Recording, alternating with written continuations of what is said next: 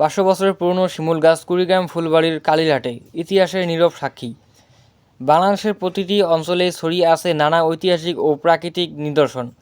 তবে কিছু নিদর্শন এমন যেগুলো যুগের পর যুগ টিকে থেকে হয়ে ওঠে ইতিহাসের জীবন্ত দলিল। তেমনই একটি নিদর্শন দেখা যায় কুড়িগ্রাম জেলার ফুলবাড়ি উপজেলার কালীরহাটে। সেখানে আজও দাঁড়িয়ে আছে একটি প্রায় 500 বছরের পুরনো শিমুল গাছ। কালীরহাট বাজারের পাশে বিশাল আয়তনের এই শিমুল গাছটি স্থানীয়দের কাছে পরিচিত বুড়ো শিমুল গাছ নামে। গাছটির উচ্চতা আনুমানিক 50 ফুট আর গুড়ির পরিধি কয়েকজন মানুষের সাথে একসাথে দাঁড়িয়ে ঘিরে ধরলেও পুরোটা ঢাকতে পারবে না। বিশাল এই গাছের ডালপালা ছড়িয়ে আছে চারপাশে, যা এক বিশাল ছায়া তৈরি করে।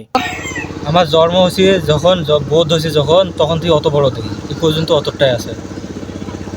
আমার বয়স মনে করো 55 বছর। আর তখন থেকে তার আরও আগত যে বয়স্ক লোক শিখলেও গেছে অত বড় আমরাও দেখছি।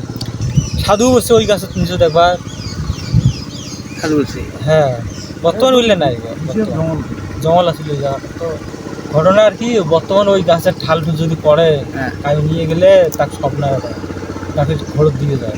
এলাকাবাসী বিশ্বাস করেন এই গাছটির বয়স প্রায় 4 থেকে 500 বছর। প্রমাণ্য কোনো নথি না থাকলেও প্রজন্মান্তরে গল্প ও স্মৃতির মাধ্যমে এর বয়স সম্পর্কে ধারণা করা হয়েছিল। তারা বলেন তাদের পূর্বপুরুষেরাও এই গাছের অস্তিত্বের কথা বলেছেন। বর্তমানে গাছটি অনেকটাই অবহেলিত অবস্থায় রয়েছে। পাশের জমিতেও নানা কার্যক্রম শুরু হওয়ার গাছের চারপাশে পরিবেশগত ঝুঁকি তৈরি হয়েছে।